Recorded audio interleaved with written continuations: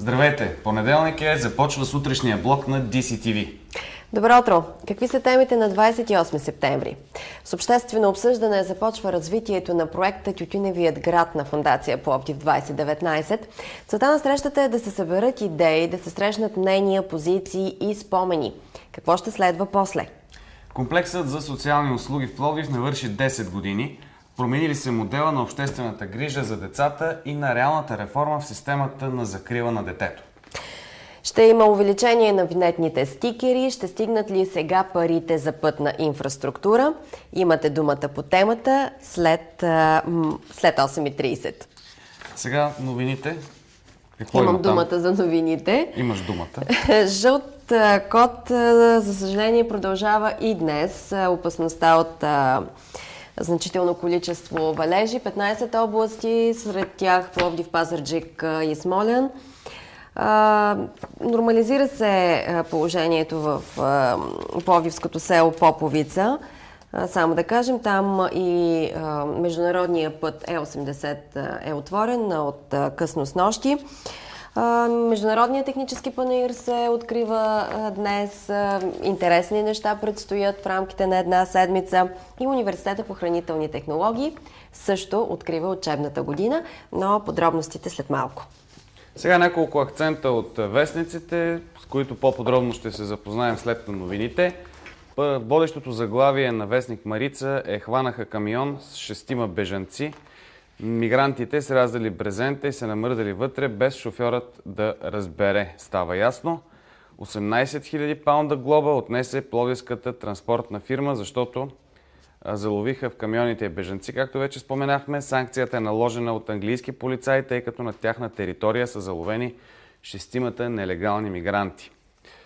Красново спи под облак задушлив газ. Можем да прочетем още на първа страница на Марица. Децата едва дишат, а пчелите измират. Цехът за дървени въглища работи само нощем. Никого не го е грижа за хората и за природата. Алармира Диана Сивкова от селото. Така че тези заглавия малко по-подробно след малко, но сега се насочваме към новините.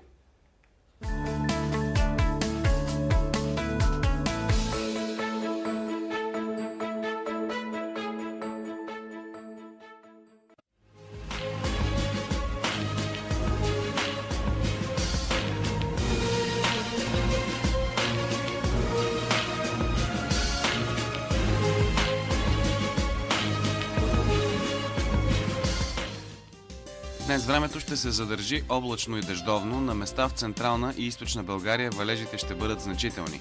В западна България преваляванията ще бъдат слаби. Ще духа слаб в източна България до умерен вятър от север-североизток. Понижението на температурите ще продължи и максималните ще бъдат между 15 и 20 градуса. В югоизточните райони и по Черноморието до 22-23. Атмосферното налягане ще се повишава и ще стане малко по-високо от средното за месеца. Над планините ще е облачно и дъждовно. Билата ще бъдат в мъгла. Ще духа умерен вятър от североизток, а по билата от югоизток. Максимална температура на височина 1200 метра около 13 градуса, на 2000 метра около 8. Над Черноморието ще е облачно с преваляване от дъжд, по-значителни по южното крайбрежие. Ще духа до умерен североизточен вятър. Максимални температури 21-23 градуса. Вълнението на морето 2-3 бала.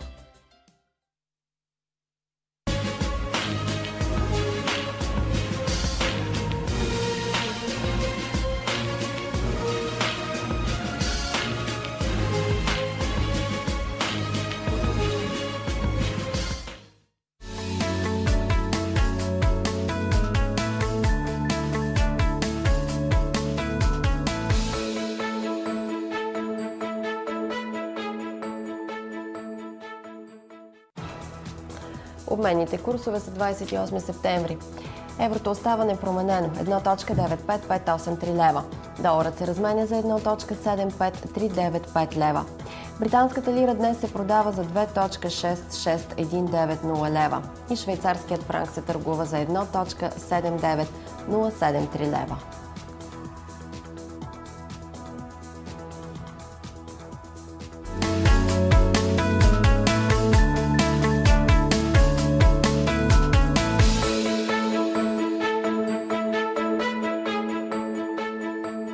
Някой заглавя първо от твоят ден. Пощорял кон нахапа и стъпка 20 годишна. Военна полиция погва собственика на животното. Подивял кон е нападнал каруца с младеж и две момичета. Съборил едното на земята, тъпкал го и го нахапал. 20-годишната Галина от Карловското село Богдан се отървала по чудо от смъртта. Преживях истински ад. С нищо не сме провокирали животното. Минавахме покрай спортната зала, когато то ни връхлетя. Захапаме по крака и след което паднах долу, разказва Галина. Нейният приятел Ангел, който карал каруцата, и приятелката на Ненова се изплашили, а момчето се спуснало да спасява Галина. Но конят налетял и на него. Длъжни сме да извършим проверка по сигнала, се казва по-надолу в тази статия.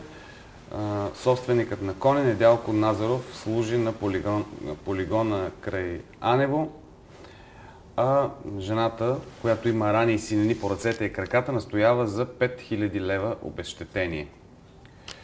Инвеститори искат технически колеж в Пловдив. Бизнесът в града изпитва глад за технически кадри. Всички големи фирми в региона имат този проблем, а сегашната образователна система в страната не може да го реши. Липсва обучение, което е практически ориентирано. Това заявява изпълнителният директор на голяма фирма на срещата между представители на общината, професионалните гимназии и инвеститори с министъра на образованието професор Тодор Танев.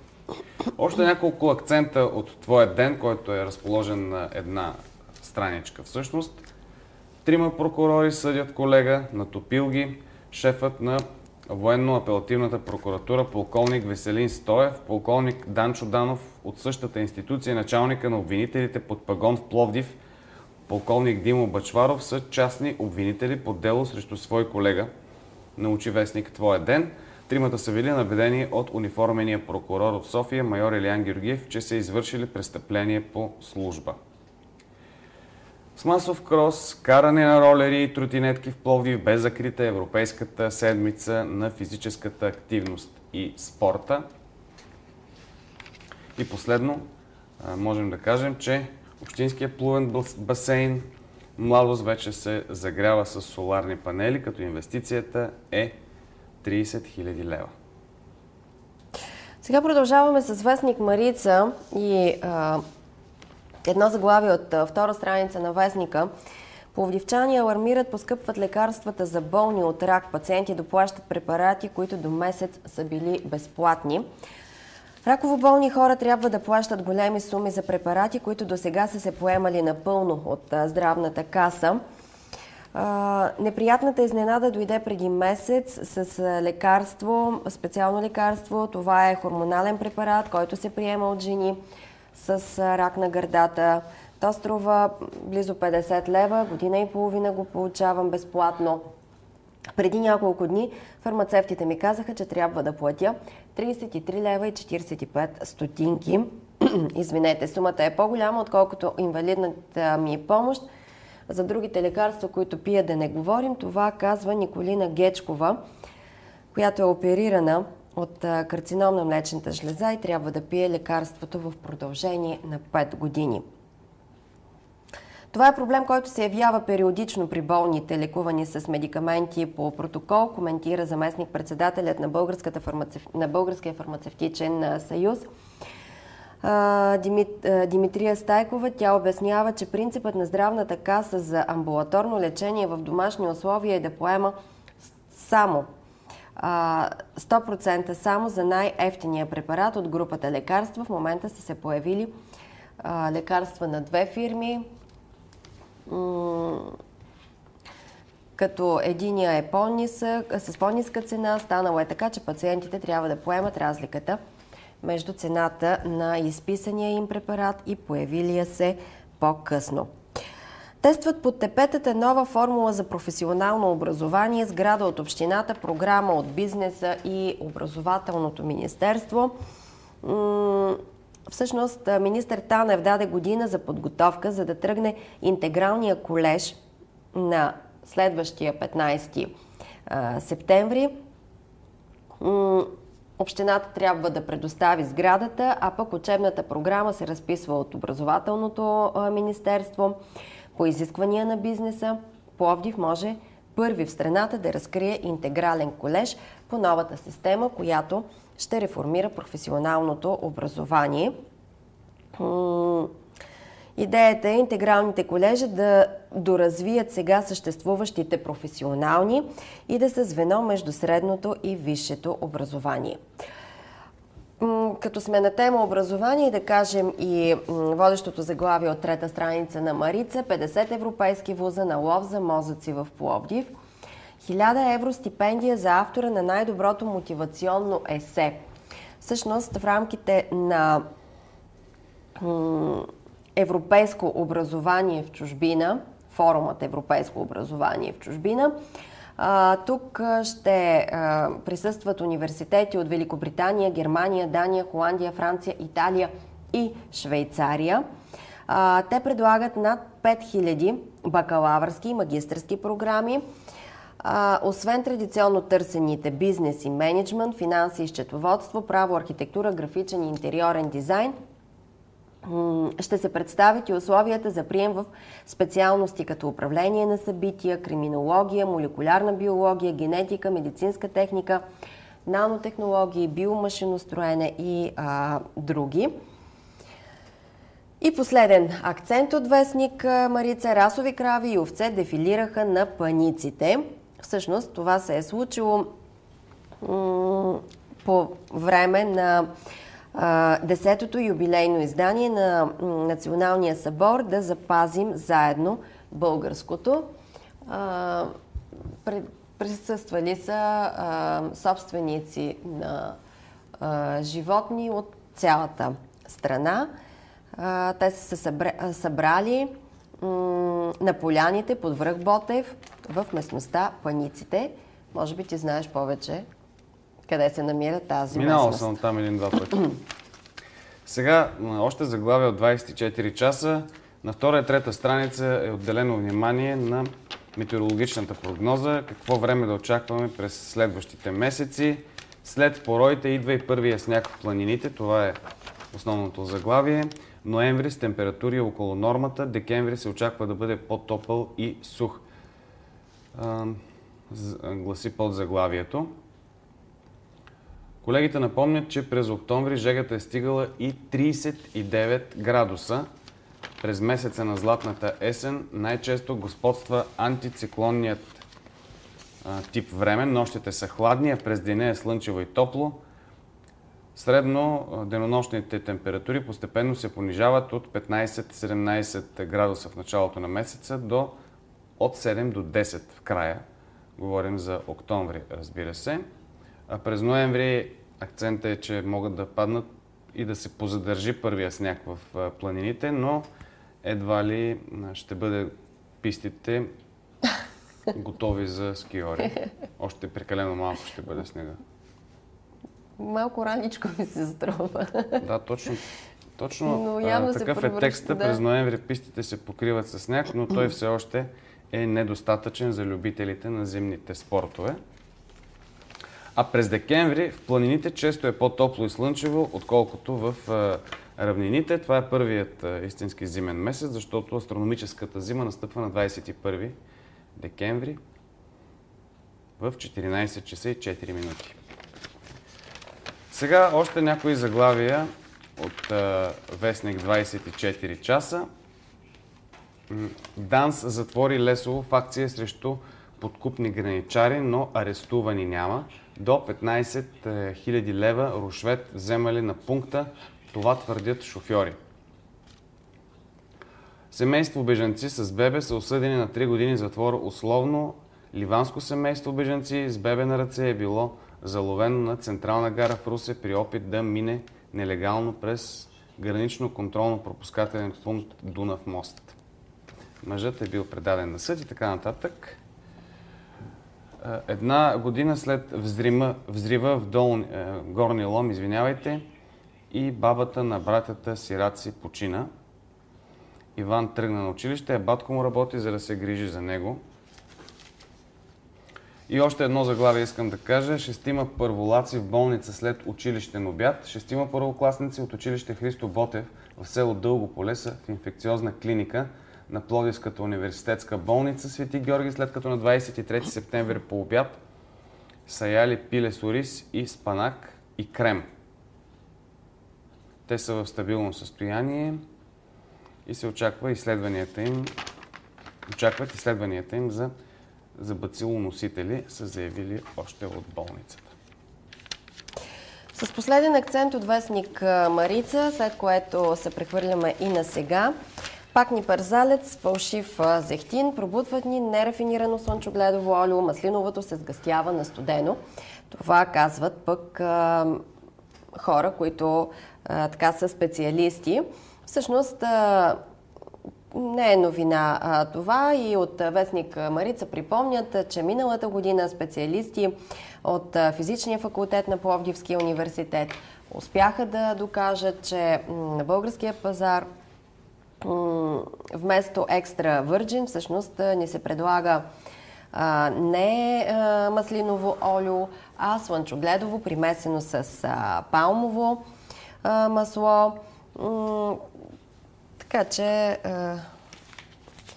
не знам, може би, едва ли зависи от нас, дори да даваме малко повече пари, явно казва се, че ментетата са навсякъде. Така че контролните органи са в силата си да действат тук. Специалисти от трети страни ще се наемат за поне 2700 лева. Това четем от страниците на вестник сега. Това ще бъде тяхната месечна заплата и за минимум 1 година. Възнаграждението е 3 пъти над средното за страната. И ако работодателят има нужда от чужд специалист, трябва да му я осигури. За сметка на това няма да е нужно да доказва, че не е намерил подходящите кадри на нашия пазар на труда. Това предвиждат промени в наредбата за наемане на чужденци с синя карта. Те са разпоредени от вице-премиера Румяна Бъчварова, както и Ивайло Калфин. Измененията ще се обсъждат утре в тристранката. Над 44 000 деца пътуват всеки ден до училище. Още един от акцентите във вестник сега. Броят на пътуващите обаче намалява, макар и с малко. Това показват данните на Просветното министерство. Учениците най-често пътуват до близкото селище, където има средно училище, защото в тяхното населено място няма такова. И още един от акцентите. 211 000 българи пък са оставени без спешна помощ. Това са 3% от населението на страната ни. Те са лишени от възможността да получат спешна медицинска помощ, а причината е, че те се намират в отдалечени райони, в които линейките трудно могат да стигнат. Сега няколко заглавия и основната разработка на втора и трета страница на вестник Стандарт. Грипът идва през ноември. Удрят ни мутиралите Пукет и Швейцария. Калифорния пак ще вилнее. Норовируси ще ни атакуват през зимата. Те предизвикват гастроентерити при хора от всички възрасти в световен мащаб. Причината е, че се активират най-вече в края на годината и че издържат на студ. Това обясняват от Националния център по заразни и паразитни болести. Норовирусите са силно заразни.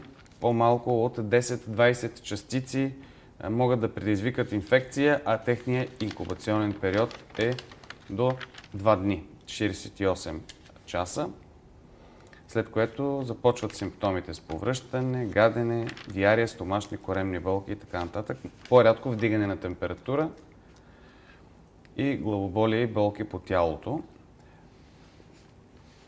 Ваксините спират едва 23% от заразата, пише още вестник Стандарта. Антибиотиците не помагат. Какво може да се направи да се засили имунитета с чушки, бадеми и вино? Така ни съветват. Особено полезни в момента са бадемите, чиято обвивка има вещества, които подсилват имунитета. В червените чушки знаем пък, че има витамин С, а чаша червено вино преборва антиоксидантите в целия организъм. Тоест, унищожава свободните радикали, иска да кажа. И водещото заглавие на вестника сега: министерствата са изхарчили 1 милиард лева над своите бюджети. Това прави... Всъщност разходите на министерствата за поредна година надхвърлят чувствително одобрените от парламента нива. За миналата година министерствата и държавните комисии са изхарчили 7,24 милиарда лева без парите по еврофондовете при първоначално одобрени от депутатите разходи в размер на 6,33 милиарда. Това прави разлика от 909 милиона лева, като е трудно да се разбере каква част от тези харчове са възникнали по обективни причини и колко се дължат на слаба финансова дисциплина. Последно от вестник Стандарт или приключваме? Да, кажем, че 6 милиона бира ще се изпият на Октоберфест. 6 милиона лева бира, литра бира, да. Лева. 6 милиона литра, точно така. Цената на пенливата напитка надминава 10 евро за литър. Тук виждаме и подготовката и облечените традиционни баварски в Германия, носии. нали? Да. На 3 октомври ли е? На 19 септември в Мюнхен официално беше открит световния празник на бирата, Октоберфест, а колко ще продължи, не съм... Да, 16 дни ще продължи до 4 октомври. Добре. Продължаваме с хороскопа.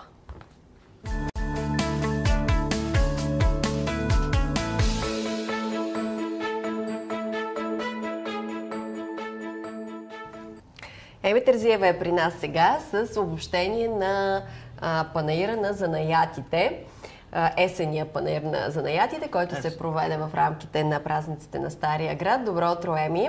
Добро утро! Вчера ти присъства на награждаването на пленера по плъстене, нали така? Точно на победителите. Така. Сега ще ни разкажеш. В този пленер по плъст участваха 10 души. 9 дами и 1 момче. Заслужава си да си кажат имената: Илияна Шишкова, Пепа Ставрева. Това редовните ни зрители я познават. Тя е пловдивчанка, Стрина Пепина, както я знаем всичките. Кристина Върбанова, Гинка Чепилска, Ваня Терзиева, Руменка Николова, Йорданка Горанова, Донка Иванова, Спаска Георгакева и Слави Кадиев. Слави Кадиев е само на 21 години. Следва в София софтуерни технологии, но от малък се занимава с плъст и, както ми разказа, с това всъщност той се издържа, с това си плаща таксите. И така следва най-стария занаят, както обясниха майсторките, с най-съвременните технологии върват заедно. Едно съвсем младо момче. Всички те бяха оценявани от наистина авторитетно жури. Марията Неткова е една от най-добрите майсторки, благодарение на която този занаят се възстановява след едно прекъсване. Те казват, че някъде до към 56-та година е имало все още хора, които са работили плъст и след това около 30 години пълно прекъсване на занаята, т.е. няма никаква приемственост между майстори и нови лица, които да се занимават с този занаят, както вече сега се случва. Марията Неткова беше председател на журито, Грозделина Георгиева от Етнографския музей, Борислава Петкова от катедра етнология в Пловдивския университет, Ралица Базайтова от Министерството на културата и председателя на регионалната занаятчийска камара Тони Симичиева. Бяха За първи път ли се организира такъв пленер? Да, всяка година пленер е различен. Миналата година есенния пленер бяха ковачите. И както каза Тони Симичева, аз си мислех, че по-трудно от ковашкия занаят няма, но само който не е гледал плъст, не може да си представи какъв тежък физически труд е това, особено когато жените правиха големите изделия, килимите, което беше задължително. Пленера мина в 2 етапа. Първият, те трябваше да си теглят жреби, който да им определи кой мотив от чипровски килим да направят на един килим 1,60 на 1,20.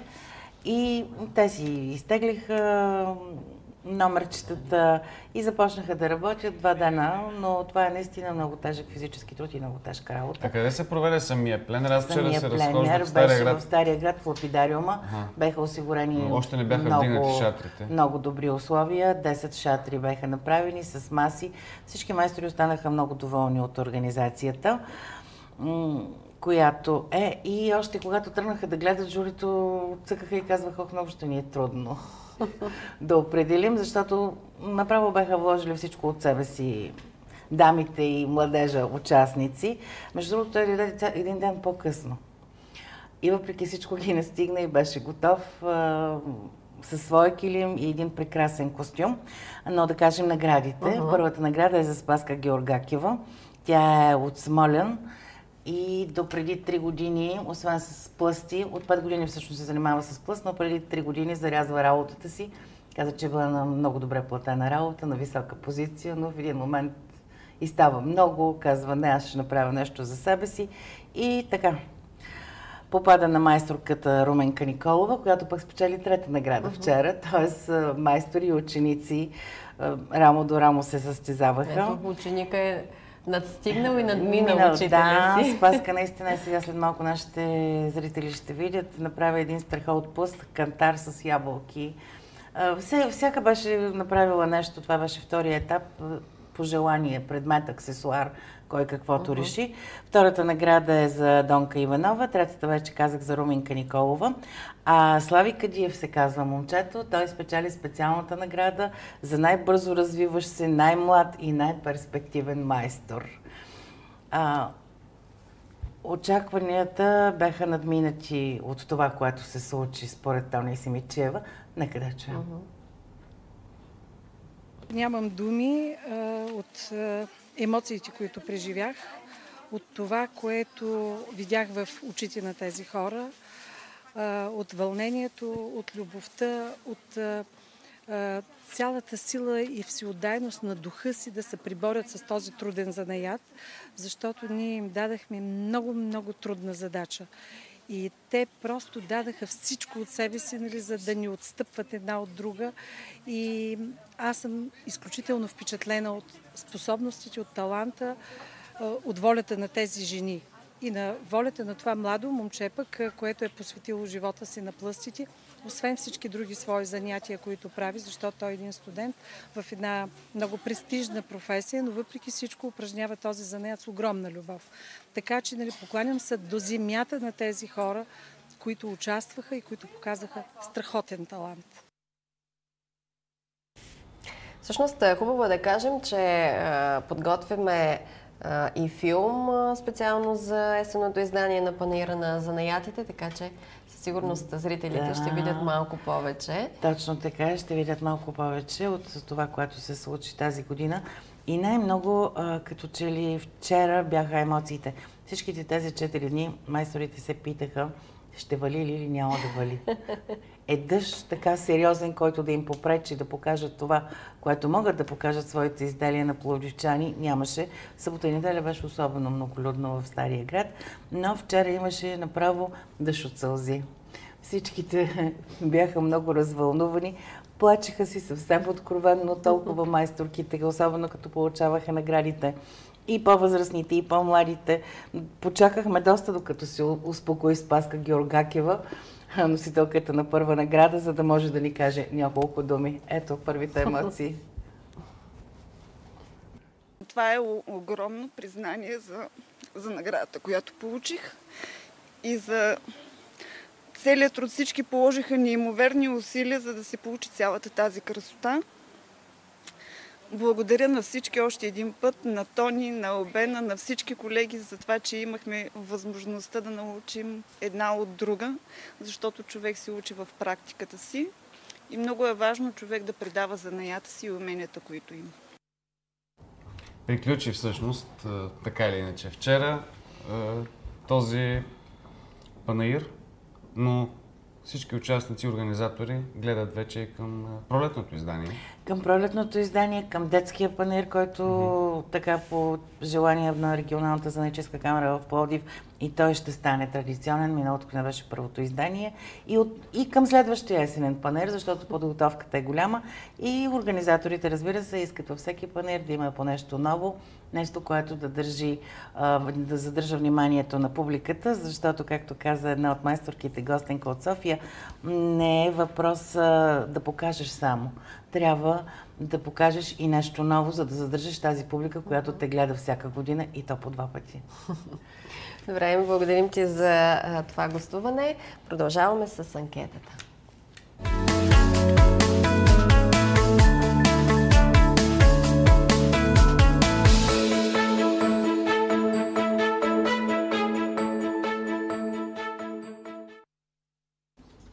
Глобата за превишаване на скоростта с над 30 км и нагоре да се увеличи драстично и всеки да знае, че като нарушава правилата, ще трябва да си понесе и санкцията, която му се налага. Това е предложение, което е възникнало в работна група на сектор Пътна полиция.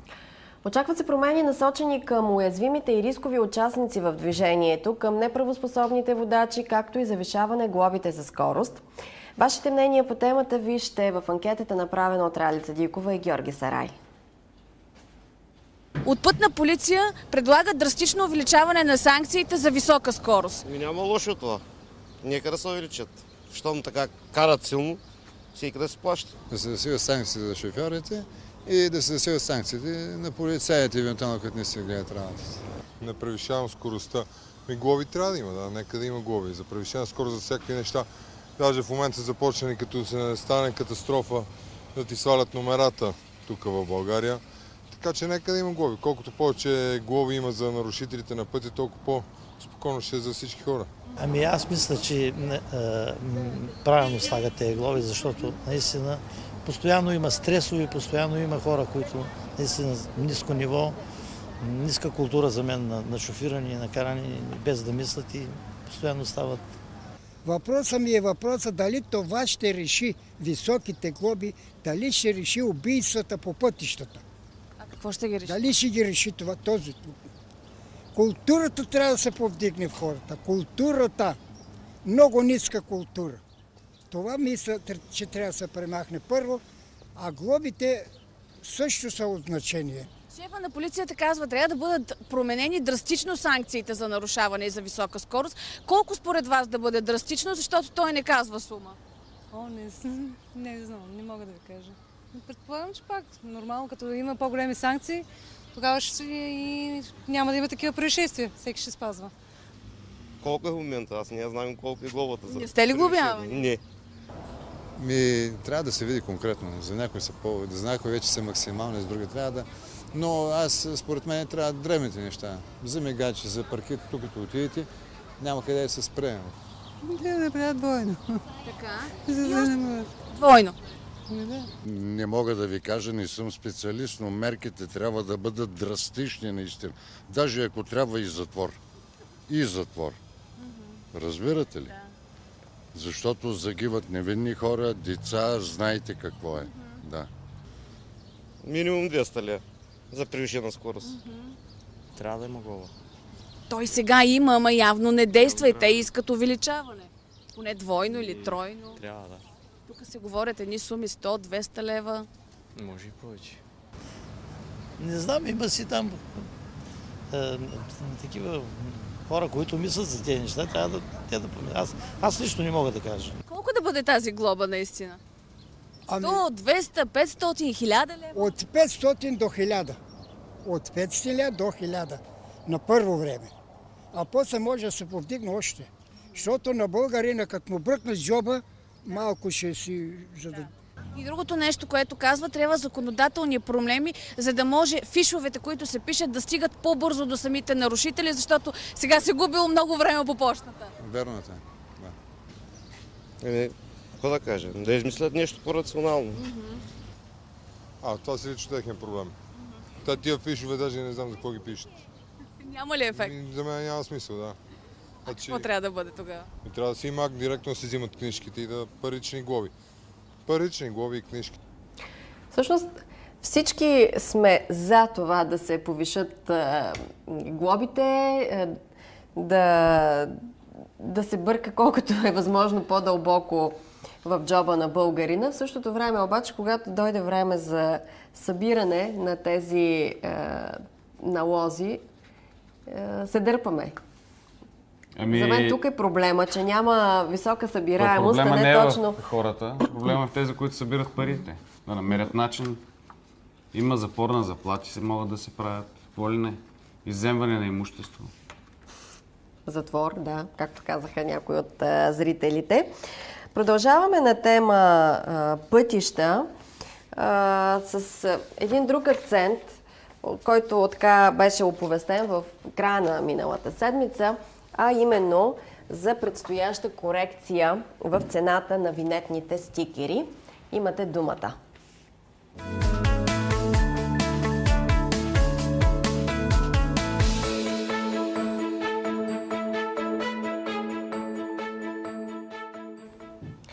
И така, и министър Ивайло Московски, и министърът на регионалното развитие Лиляна Павлова се обявиха за това, че от нова година винетните стикери трябва да станат по-скъпи.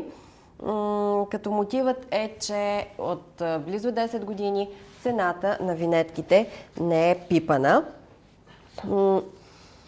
Освен това, анализите на Световната банка показват, че трябва значително да увеличим инвестициите в пътищата, което върви с увеличение и на таксата за ползване. Това са думи на министър Лиляна Павлова.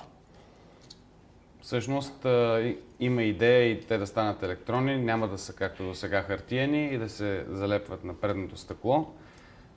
Със сигурност ще очакваме, особено за по-тежко товарните автомобили, да се увеличат винетките. Те не са пипани от около 10 години, пък заяви министъра на транспорта, информационните технологии и съобщенията Ивайло Московски.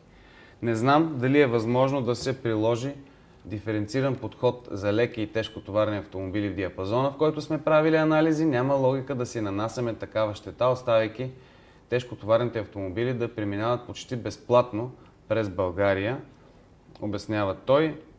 Те наистина нанасят най-сериозни щети по пътищата. Така е и за това, между другото, като стана въпрос за щети за масата, като че ли тази година драстично се усеща щетите, които нанасят именно товарните автомобили, защото на много места асфалта е нагънат и се кара трудно. Освен това се обмисля и да се въведе така наречената тол такса, както е в повечето европейски страни, и всъщност така според министър и двамата министри, всъщност това е най-справедливо, а именно колкото повече ползваш, толкова повече да си плащаш. Едва ли ще стане от до година всичко това, така може би от 2018 евентуално можем да очакваме промени, но от нова година завишение в винетните стикери със сигурност ще има. Дали в началото ще бъде за тежкотоварните автомобили или за всички, предстои да видим какво ще се случва. Министър Московски също така дава примери за това как да превозиш транзит стока от единия край на България до другия с влак, излиза 2-3 пъти по-скъпо, отколкото с тежкотоварен автомобил, което по думите му е абсурдно и няма подобни практики в никоя европейска държава. Какво можем да кажем още? Те си правят различни планове до еди коя си година какво трябва да се свърши. Можем да цитираме само, че най-късно през 2017 трябва да има избран изпълнител и да започне да се строи цялата магистрала от София до Кулата, която трябва всъщност да бъде приключена до 2023 година. Но има прогнози до 2020 да бъде изцяло завършена магистралата от София до Кулата. Това заявява регионалният министър Лиляна Павлова. Нека да кажем, че... тол таксите до 2018. Откритата ни телефонна линия е 260-485 с код за Пловдив 032. На този телефон може да дадете вашето мнение. Редно ли е винетните такси да бъдат увеличени. Доколко оправдани са така коментарите в Министерството, че около 200 милиона лева е събираемостта сега от винетки, а според Регионалното министерство са необходими 3 пъти повече, за да се поддържат пътищата, не само по време на зимните месеци, но и като цяло за оправяне на пътната инфраструктура. Общо взето, дали това е някакъв вид оправдание на Министерството или наистина тези пари, ако се увеличи винетната такса, те ще бъдат вложени изцяло в инфраструктурата и ще я усетим де-факто ние като потребители, като хора пътуващи непрекъснато. Пловдивската общинска управа дори да припомним, че въведе забрана да минават тежкотоварни автомобили по булевард България, защото започнаха да се появяват първите дефекти. Ти, както каза, и магистрали. Това се вижда и на магистралите. Тук вече е друг въпрос, доколко самите магистрали са били построени така, че да издържат подобно натоварване. Това, че са се нагънали, едва ли е само заради теглото на тежкотоварните автомобили. Може би настилката не е. Може би, но тази година беше изключително горещо и то продължително време, така че със сигурност това си оказа някакво влияние. Друг е въпросът, че може би така, шофьорите на тежкотоварни автомобили се съобразяваха с ограничението по първокласните пътища, но пък второкласни или пък по-малко натоварените пътища не са били така контролирани, може би, и са преминавали през тях. Всъщност експерти съм чул, ако трябва да довършим темата за магистралите, че всъщност в България има много големи разлики, амплитуди от ниски към високи температури, което наистина действа разрушаващо. Чак такива разлики няма нито в Австрия, нито в Германия, защото всички се възхищават колко са добри пътищата там. Но те първо, че са построени по-качествено и климатичните условия са по-благоприятни. Тук през лятото, т.е. през зимата, може цял ден да пече слънце, дори да не са много високи температурите, през нощта спадат рязко. Замръзва. И така. И това го има, но пък за това си има варианти и начини за строеж. И специалистите го знаят. Друг е въпросът доколко ние спестяваме от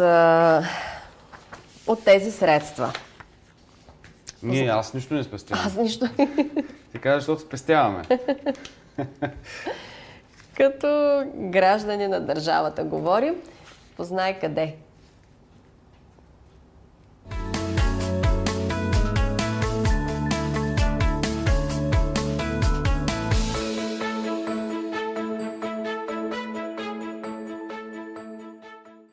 Тази седмица се намираме в един от пловдивските подлези. Той се използва сравнително доста често, но има доста проблеми тук. Положението може да се каже, че е критично. След малко нашата камера ще ви покаже какво е положението в този подлез. Не само, че не е лицеприятно, но той е и опасен.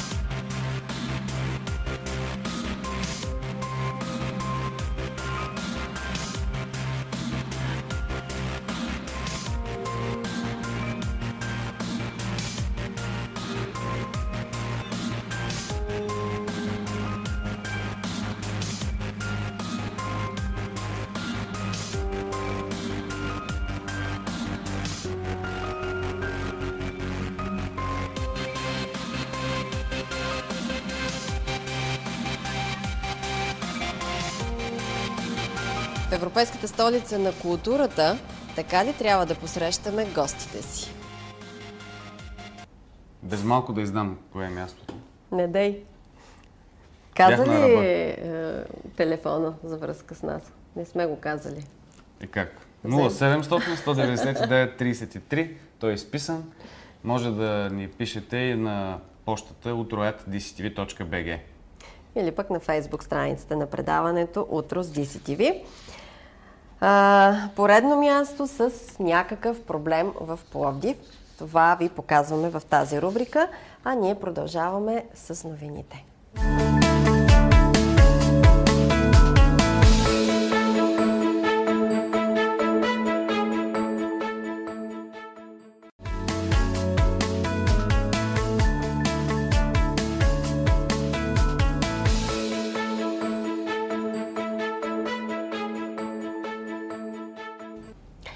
За да има детство, това е мотото, под което ще премине честването на рождения ден на комплекса за социални услуги за деца и семейства. На събитието ще бъде представен и филмът "За да има детство". Директорът на комплекса Нетка Петрова вече е при нас. Добро утро и здравейте. Добро утро. Празника предстои утре. Всъщност, на утрешната дата ли беше официално открит комплекса? Комплексът е открит през есента на 2005 година, но неговото начало така е поставено няколко пъти, като начало на изграждане на материалната база, като начало на създаване на екипа. Така че така ние не се замислихме точно коя е датата на откриване, защото това е един процес, който започна да се случва през 2000-та година още, 2000-2001, с поставянето на началото на един голям проект реформа за повишаване благосъстоянието на децата в България. Защото 10 години преди това България бе ратифицирала Конвенцията за правата на детето, но всъщност нищо не се случваше, което да изпълни със съдържание тази воля на държавата ни. Така че това са едни процеси, които започнаха с този проект. Началото беше 2005-та. 10 години наистина минаха много бързо за нас. И ако така се запитаме много или малко, аз си задавам често този въпрос, много или малко са 10 години. Когато създаваш нещо ново, когато участваш в една промяна, може би са много тези години. Но когато очакваш тази промяна да даде резултати, да даде своите плодове, не можем да кажем, че са много, защото пред нас стоят още много предизвикателства и много неща, които трябва да се случат, за да има детство. Кажете ни за тези 10 години, какво се случи? Няколко центъра бяха открити в рамките на комплекса. Можем ли да дадем и статистика колко деца и семейства са преминали и са използвали услугите ви? За тези 10 години много неща се случиха. И аз, когато правих така анализ на работата ни на така статистически, въобще количествен и качествен анализ, ние видяхме, че зададохме посланията на обществото за това, което ние си представяме и мечтаем да бъде детството на нашите деца, на българските деца. От един начин на мислене, в който детето в затруднена ситуация биваше отделено от семейството си и това беше единствената възможност то да получи подкрепа, образование, здравни грижи, подслон и храна, ние се опитахме да зададем на обществото един нов начин на мислене по отношение на семейството в трудна ситуация. Посланието "Отвори сърцето си, приеми дете", това послание ние поставихме началото на кампанията по приемна грижа през 2007 година. И всъщност днес ние можем да кажем, че нашия принос, колкото и нескромно да звучи, е изключително голям за развитието на приемната грижа в област Пловдив. Защото повече от 70 семейства са преминали в комплекса през обучение, подкрепа. 50-40, между 40 и 50 са децата, които сме подкрепили, които са били настанени в приемни семейства през тези години. Следващото послание, което ние зададохме към обществото, това е: подай ръка, не пари. Тоест, ние през 2001, и 2002, и 2003 година имахме един много сериозен проблем с децата на улицата, децата, които просят, децата, които живеят на улицата. Така че ние се опитахме да обърнем начина на мислене по отношение на тези деца, че всъщност те нямат нужда от подадената стотинка, подадената чисто финансова подкрепа, защото много често те са експлоатирани, за да са на улицата, а те имат нужда от нашата подкрепа, за да ги върнем към онова тяхно място, където трябва да бъде всяко едно дете. Да играят, да ходят на училище, да имат дом, да се държим с тях като с деца, а не като с възрастни, които са отговорни за издръжката на семейството. Така че това е следващото послание, което ние дадохме, това е: остани родител. Остани с една лека закачка на съто, стани родител. Това е нашата кампания за превенция на изоставянето на новородени бебета. И всъщност... Специален комплекс открихте и в тази връзка. Този комплекс в момента е все още в проектна фаза и той се реализира в друго направление, не в рамките на нашия комплекс. Но да, истината е, че Домът за медико-социални грижи за деца в град Пловдив всъщност вече не е това, което беше преди 10 години, защото тогава в него се отглеждаха 140 деца. Сега техният брой е, не мога да кажа с точност, но много малък. Така че остани родител, в тази кампания около 800 са децата и случаите, по които сме работили по превенция на изоставянето през тези 10 години. И така, последната ни кампания "Нека бъдем толерантни", това е кампания, която се роди много спонтанно, когато ние започнахме да виждаме от какво имат нужда децата със специални потребности.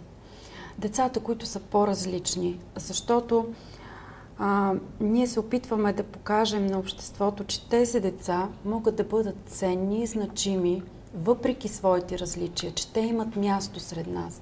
И те всъщност нагласата през годините по-скоро е била да се гледа и да се акцентира върху техния проблем, върху диагнозата, върху това, което не могат да правят. А ценното и важното е да погледнем на тези деца като можещи същества и да открием техните способности. Но за да се случи това, ние трябва да се отворим към различното и да гледаме не с предразсъдъка на непознатото, на страха от това, че срещу нас стои един човек, който ние не познаваме как ще реагираме, как ще реагира в определена ситуация, че пред нас стои един човек със способности, но ние трябва да помогнем на обществото да открива тези способности и да не се страхува от непознатото и различното. Всъщност това непознато и различно да стане познато и достъпно до хората. Ще се върнем пак на работата, която комплекс осъществява вече тези 10 години, както и какво му предстои. Но все пак вие сте избрали утрешния ден за празник. Нека да кажем малко повече как ще бъде организиран денят и кой е поканен на рождения ден.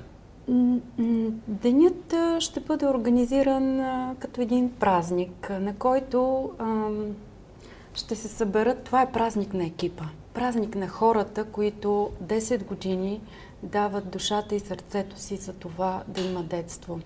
Защото едно от ценните неща, които успя да изгради комплекса през тези години, това е да създаде един екип от хора, които са обединени от това, че участват в една промяна за по-добро детство на децата. И всъщност това е мотивацията на хората, които са останали в екипа на комплекса.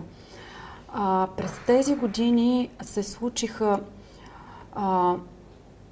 много неща, които бяха сериозни, в смисъл сериозно така, много промени, в които ние трябваше да отговорим на промените, на промени в законодателството, на промени въобще в макросредата на национално ниво. И като всеки един прохождащ екип, ние имахме нужда, за да се справим с всичко това, ние имахме нужда от доверието на нашите хора, от това, че много хора ни се довериха и повярваха в нас и пригърнаха тези каузи, защото тези послания сами по себе си, първо, те не могат да осъществят промяната, второ, ние като някаква група хора също не сме способни да направим това, ако ние не привличаме самишленици и ние не правим онази вълна, онази искрица до искрица, която създава пламъка и който пали, за да може да се осъществи промяната. Така че на този ден ние ще съберем много приятели. Приятели на комплекса, аз използвам тази дума, защото тя обединява всичко. Това са професионалисти, това са хора от държавните и общински институции. Това са колегите от общината, сме поканили, защото 9 години комплекса за социални услуги, услугите в комплекса са доставчик на услугите община Пловдив и ние сме, ако можем да кажем така, лицето на този комплекс, но зад нас стоят също много хора, които не се виждат, но техният труд е ключов за това ние да успяваме с нашата дейност. Това са хората от финансовите отдели в общината. Това са хората от жилищна политика в община Пловдив. Това са хората от отделите образование, социална политика, защото всичко това се случва благодарение на онази невидима мрежа, която обединява усилията си, за да се случат нещата и ние накрая да имаме едно дете, което благодарение на всички усилия е получило възможност да живее в жилище, в собствен дом с своето семейство, е получило възможност да бъде в детска градина тогава, когато майката е трябвало незабавно да започне работа, за да може да го изхранва и да се издържа. Защото тези хора всъщност приеха каузите на комплекса за част от своите професионални ценности. Всъщност това е различното и това е силното, което можем да кажем, че ни помага в тези 10 години. Така че не на последно място това са представителите на полицията, на съда, на прокуратурата. Вие знаете, че през последните години разгарихме синя стая и тя е едно доста добре работещо специализирано помещение на фона на това, че ние в рамките на нашата услуга Център за обществена подкрепа развиваме тази дейност. В национален мащаб това са цели проекти, по които работят екипи. Може би не постигаме блестящи резултати, може би имаме и със сигурност има още много какво да учим, но всъщност се опитваме да отговорим на всички онези потребности, които ни задава обществото и децата, които в момента живеят. Аз ще ви попитам, обществото, вие казахте потребности, които ни задава обществото. В тази насока ли се движат вашите дейности или по-скоро очаквате хората сами да потърсят комплекса и помощта, която може да му окажат? Със сигурност ние не очакваме хората сами да потърсят нашата помощ, защото нашата работа е свързана с много болка и с много страдание. Болката и страданието правят хората да се затварят в себе си и трудно да търсят помощ и подкрепа. Така че с всички тези наши кампании, с тази откритост, която ние използваме в нашата работа, с участията си в различни медии, защото може би тук е мястото да изкажа благодарността си към всички медии, които през годините направиха така, че и добрата новина да е добра новина. Да е новина, да. Защото много често ние чуваме по-скоро негативни новини по телевизиите и по другите медии, но всъщност това, че ние сме тук и показваме, че сме готови да приемем и да понесем болката на детето и на семейството, че ние няма да застанем до човека и да се отнесем към него с осъдително отношение, защото ние знаем, че за всяко едно поведение, което ни се струва, че е асоциално, че е неприемливо, всъщност стои един страдащ човек, човек, който има своите проблеми, човек, който не е срещнал в живота си любов, приемане, разбиране. И ние се опитваме да погледнем на този човек не като човека, който създава проблеми, а като човека, който има нужда от подкрепа. И за това всичките ни усилия са насочени към това ние да бъдем сред хората, ние да бъдем близо до хората и те в нас да разпознават не институция, която ще ги учи как да живеят и как да се справят, а институция, която ще ги подкрепя там, в тяхната общност, съобразно културата, ценностите, защото ние не можем да сложим един шаблон и да кажем, за да има детство, децата трябва да живеят в образовани семейства с добра работа, семейства, които изповядват ценности, свързани с едни висши благосъстояния. Не, за да има детство е нужна наистина голяма любов. И тази любов не винаги се крие в лъскавите неща, с които са заобиколени децата. Тази любов се крие в малките, древните неща, в усмивката, в протегнатата ръка, в това да накара човек да се чувства обичан и приет такъв какъвто е. Това ли ще видим във филма? Да, точно това искахме да попитаме. Какво представлява филма? Филма е една компилация от много чувства и много емоции. Така че аз само леко ще открехна вратата, за да може така всички, които ще присъстват и които ще го видят, да бъдат и леко изненадани от това, което ще видят. Но те наистина, може би, няма да видят нещо различно, нещо ново, но ще видят един екип от хора, които всеки ден, аз ще се повторя, всеки ден се опитва да гледа през очите на детето, за да създава детство. И то не такова, каквото ние си го представяме, а такова, каквото е необходимо на нашите деца. Така че в този филм ще се покаже едно пораснало дете, което е получило подкрепа не в рожденото си семейство, но е получило шанса да има детство. Ще видим едно малко дете, което въпреки всичко получава любящата грижа на своята майка. Въпреки всичко казвам, защото никак не е лесно това, което се случва в това семейство.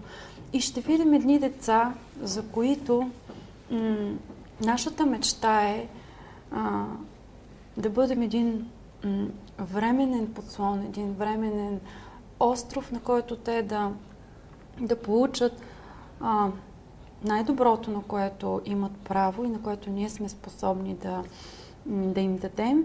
И всъщност това да им помогне да намерят своето истинско семейство, своят истински дом, защото това е нашата цел. За да има детство, трябва да има много любов и много семейства, които са готови да даряват любов на децата. Какво остана ненаправено за тези 10 години? В каква връзка ще се развивате от тук насетне?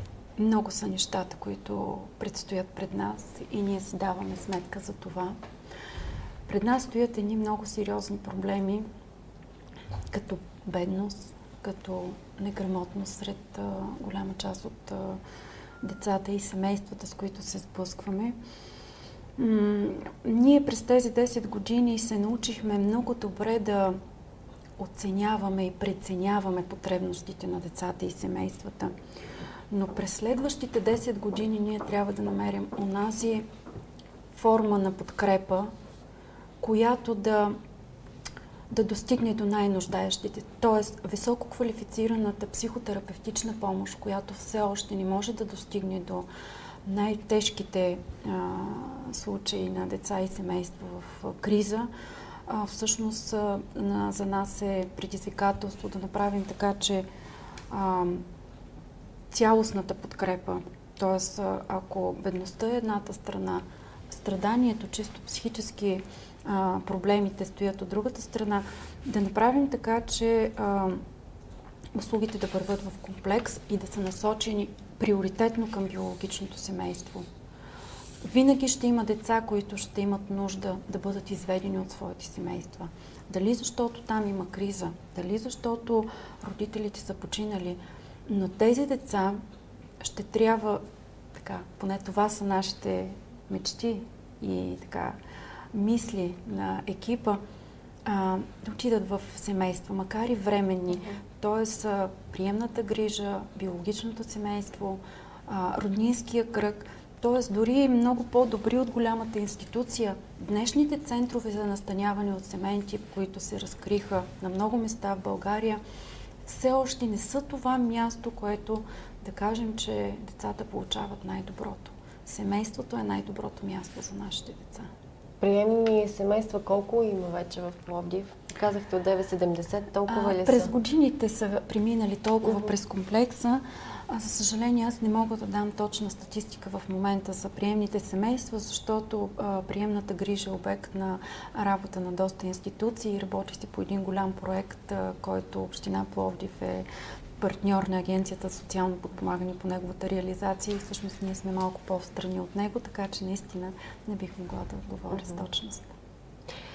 Добре, освен подаръци утре за вас, всъщност и вие ще подарявате. Одеве споменахме вашите партньори, вашите приятели. С какво ще ги зарадвате тях? Знаете ли, ние когато мислихме как да така отличим нашите партньори за приноса, за доверието, за това, че ние не бяхме сами през тези 10 години, изпитвахме изключително сериозни затруднения и затова ние поканихме Националния алианс за социална отговорност за наш партньор в това събитие. И с тяхна помощ ние се опитахме да преценим тези наши партньори, които през дълъг период от нашето съществуване са били до нас и освен с това, което е тяхна пряка ангажираност, пряк ангажимент, било професионален или организационен, са дали нещо повече за това, за да има детство. Тоест са допринесли с нещо повече за това да се осъществят голяма част от мечтите на нашите деца. Така че нека и това да бъде изненада за гостите ни в утрешния ден. 10 са така отличията, така че символично за 10-та година това може да се превърне и в традиция, която да показва доброто, което се случва между нас. Добре, пожелаваме ви тогава празника да премине успешно. Благодаря. И успех в бъдещата ви работа. Благодарим за това участие. Ние продължаваме след малко с следващите гости.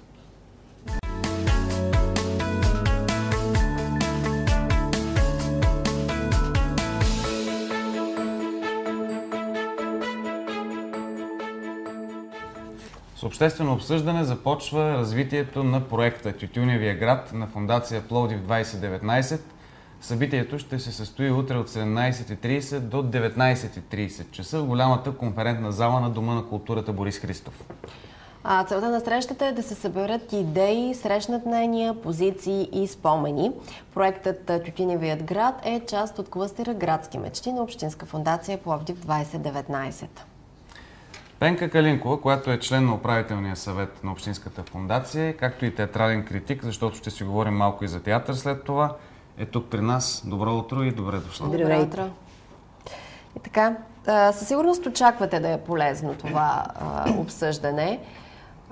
С каква нагласа сте обаче? Какви мнения, позиции смятате, че ще чуете? За разлика от моите млади колеги в фондацията, тъй като вие знаете, че кадровия състав на фондацията търпи развитие. Аз съм доста отдавна в този проект. Той не е за мен започване, а продължение. Най-малкото продължение на това, което се случи точно преди година в един от тютюневите складове, бивш тютюнев склад на Екзарх Йосиф номер 16. Тогава в едно много интересно помещение, много автентично, с дървената си конструкция, ние направихме една изложба, в която взеха участие, освен мои авторски фотоси, бяха показани и работи на студенти от Академия за музикално, танцово и изобразително изкуство, студенти на доцент Никола Лотлиев, както и на ученици от двете художествени училища в града, художествената гимназия и Национална гимназия за сценични и екранни изкуства. Казвам го, защото това е много важно. Всички ние, аз имам един поглед, те имат друг поглед и ние тук не сме сблъскали, а сме допълнили погледите си към това, което е останало като културно-историческо наследство от така наречения Тютюнев град. Сега ние възраждаме тази дискусия, вече вероятно, поне такива са очакванията на едно по-високо ниво, с участието на повече хора. Миналата година никак не бяха малко, това бяха над 100 души, които посетиха изложбата в деня на откриването и изгледаха моя филм "История от Тютюновия град". И след това започна една много пламенна дискусия, в която взеха над 10-12 души специалисти, експерти, разбира се, хора, които са емоционално свързани с тютюневата промишленост и тютюневите складове в Пловдив. И се получи един много интересен разговор. Аз смятам, че този разговор, който ние сега планираме за утре, този тип обществено допитване, дискусия, както искате го наречете, ще бъде едно продължение на някакъв по-висок етап, вече споделяйки и опита, който имаме от проекта Капана. Да. Защото не случайно се прави един паралел и се говори за нова арт-зона. Вие знаете, че Иван Тотев направи изявление, в което каза, че ще се опитаме да направим рекреацията на една нова арт-зона. Сега, дали това ще бъде точно арт-зона, защото там са малко по-различни нещата от Капана.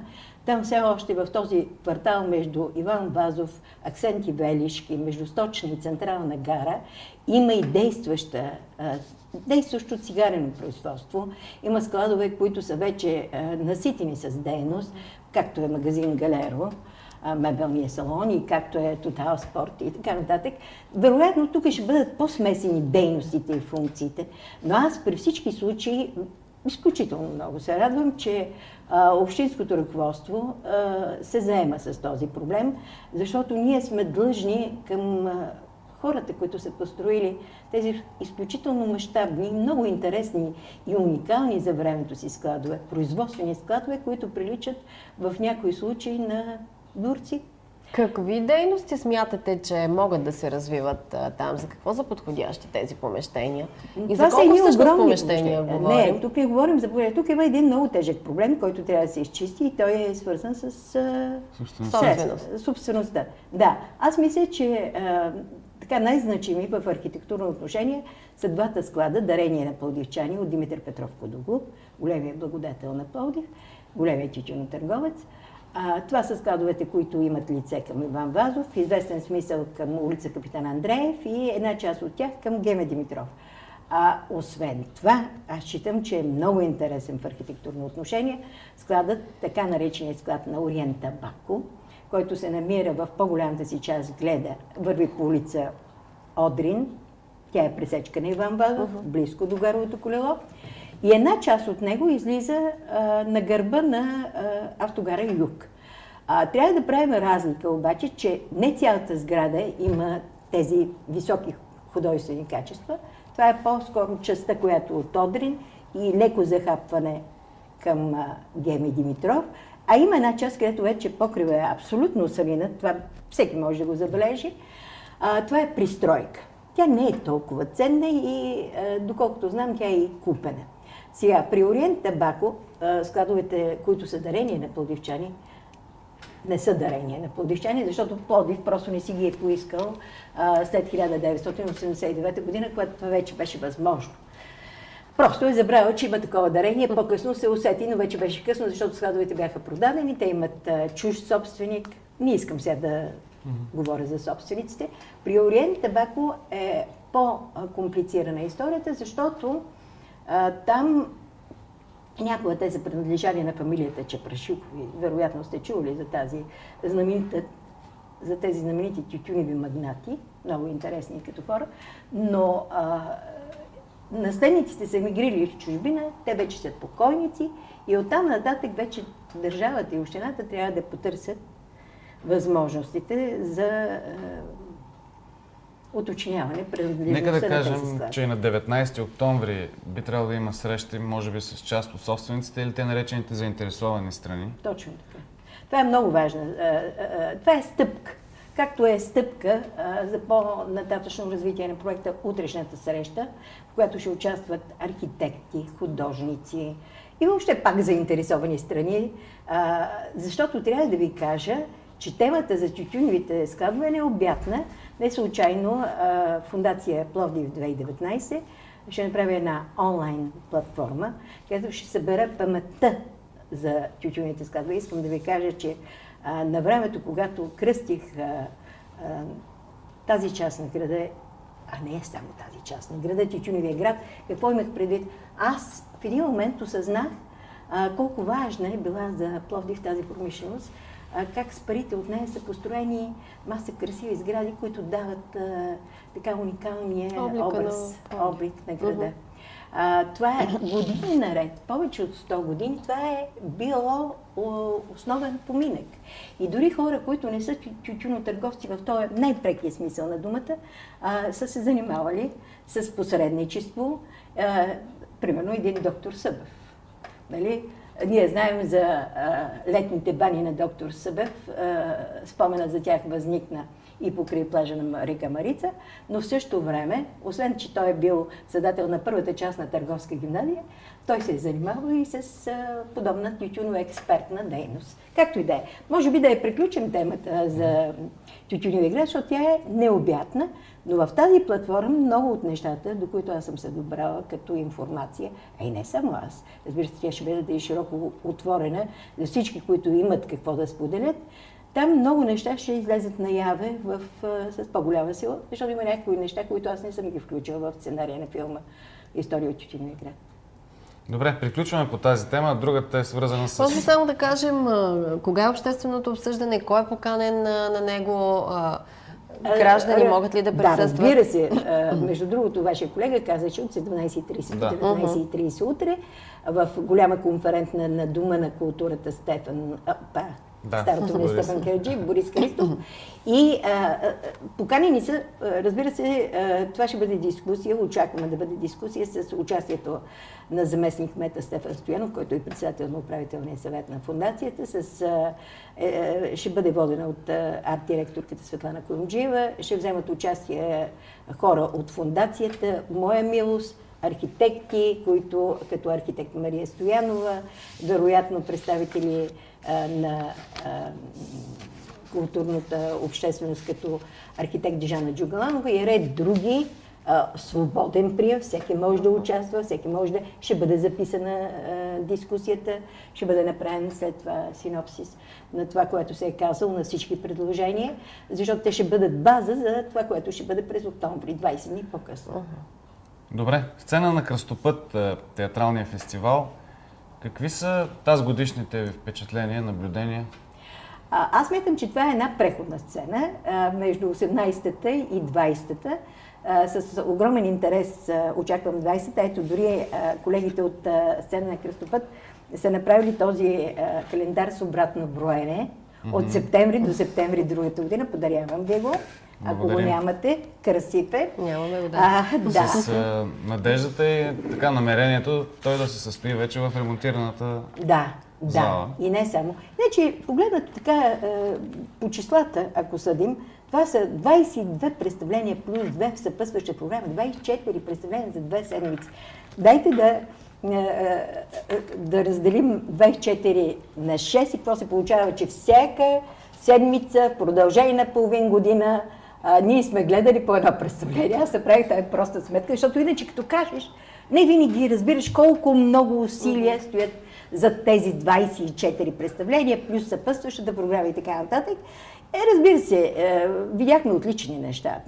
И аз трябва да ви кажа, че нищо не е преувеличено в наградите за каквато ти ме искаш, за къщата на гнева, за семейен албум. Това са трите спектакъла на Теди Москов, на Диана Добрева и на Малин Кръстев, които получиха маса награди, и Кари и Аскери през изминалия сезон. Нищо не е преувеличено.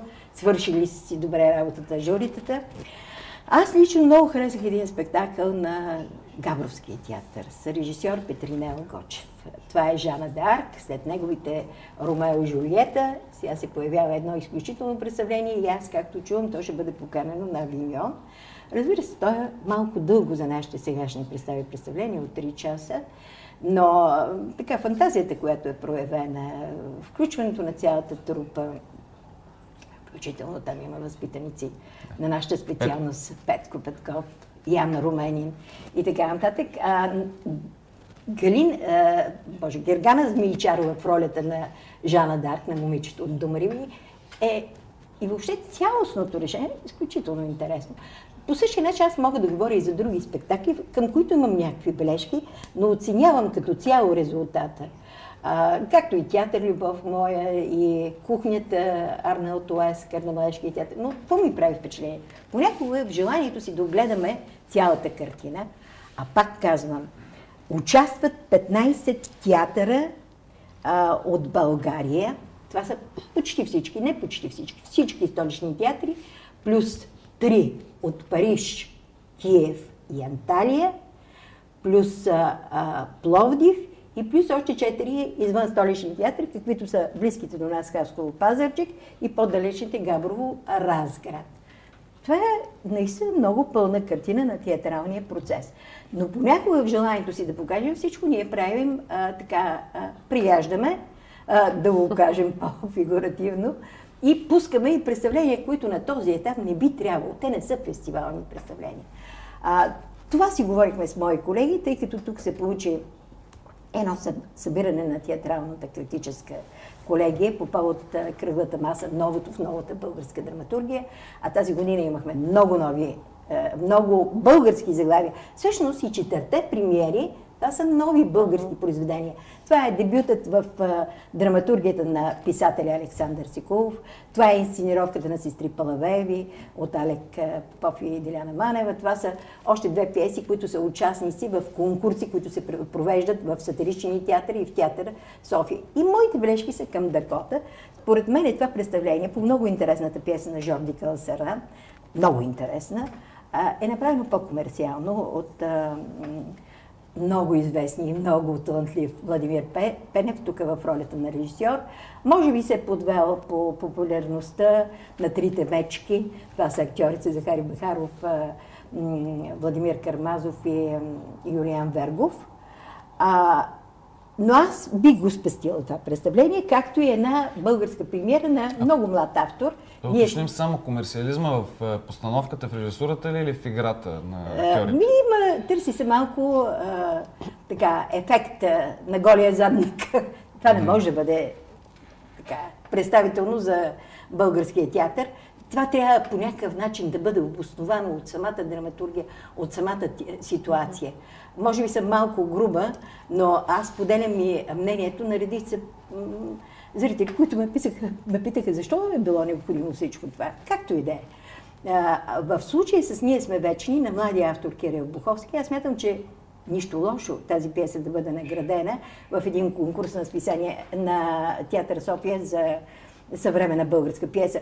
Но те можеха да го покажат най-напред да бъде вътрешно театрално събитие. Да си го покажат като премиера на своя сцена, да си направят бележките, ако необходимо, а те го носят и водят тук това представление. То някак си също не беше... Първо беше подценено, второ се оказва, че драматургията е много слабичка. Иначе сам по себе си е любопитен този опит на автора да говори със своя собствен глас, с гласа на 19-годишните, на тинейджерите, които вече дори на тази възраст са разочаровани от живота, който живеем и търсят бъдеще. Било в Лондон, било в Милано, било в някъде другаде. Една предварителна обезвереност, която сама по себе си е типична за времето ни и за младите поколения. Какво да очакваме за 20-то издание? При всички случаи, така, ако съдя по думите на Богдана Кострукова, която в последните години селекционира спектаклите за сцена на Кръстопът, жалко е, че тази година Стефан Данаилов не дойде. Дето аз казвам, първата вечер сцената започна без Стефан Данаилов, но с сестри Палавееви. Така, ако разбирате шегата, която влага. И защото той носи един друг дух. Той носи Божията искра. Той умее да вкара емоцията и да не изправи всички на крака. Надявам се той да се включи по-пълноценно в работата като арт-директор, като баща на фестивала, при селекцията на 20-та. И самият той и Богдана Костуркова вече успяха да заявят, че ще направят опит да представят по-добре европейския театър, за да можем да се съизмерим с тях. Аз, например, гледах едно френско представление, много скромно на пръв поглед. Впрочем, той идваше от Авиньон, скромно, но много интересно списъкът от една авторка, Дженифър Тръмбле. Има какво да се види. Когато гледаме другия театър, правим тези паралели. Получават се интересни размишления за това как върви театралния процес. Иначе, трябва да ви кажа, Тоест, че... това трябва да бъде 20-то издание. О, да. И другото, едно изречение, че напоследък театъра и въобще в Пловдив се създаде една силно конкурентна среда за културни събития. А септември вече нещата са като вавилонска кола, едно връз друго. В този смисъл е трудно на менеджерите. Много трудно, но аз се надявам, че ще се справят до година с общи усилия и ще направим 20-та. Добре, благодарим ви за това участие. Ние ще продължим сега с игрите на утро с DCTV. До 10 часа сме заедно с изданието на сутрешния блок.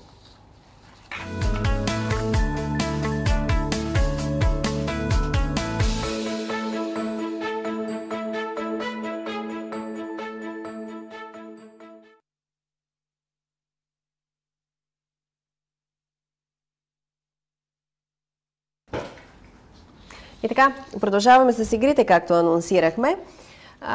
Само да напомним, че въпросът, свързан с играта ни с Катя Стил, може да намерите на страниците на сайта dcnews.bg.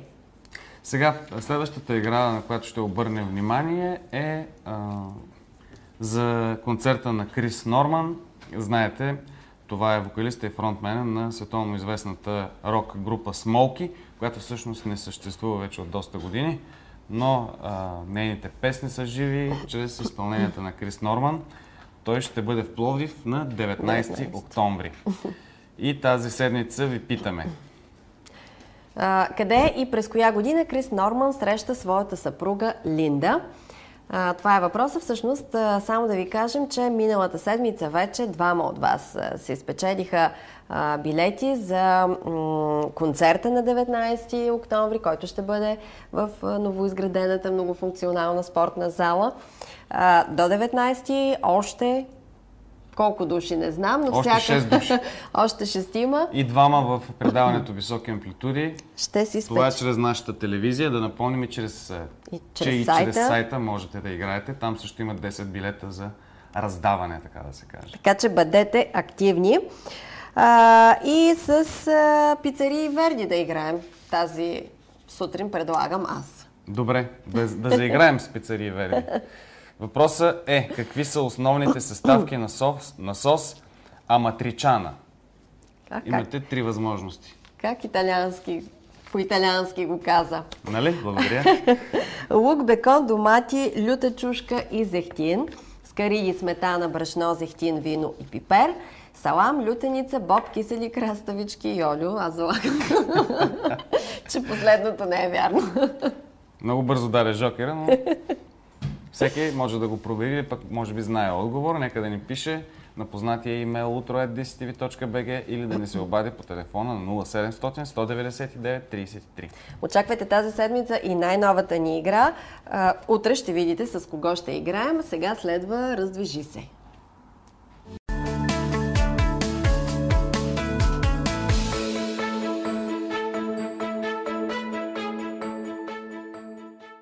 Време е да си кажем и чао, да се разделим. Хубав ден от нас и лека седмица ви пожелаваме. Ще бъдем отново заедно утре точно в 8. Довиждане! Довиждане!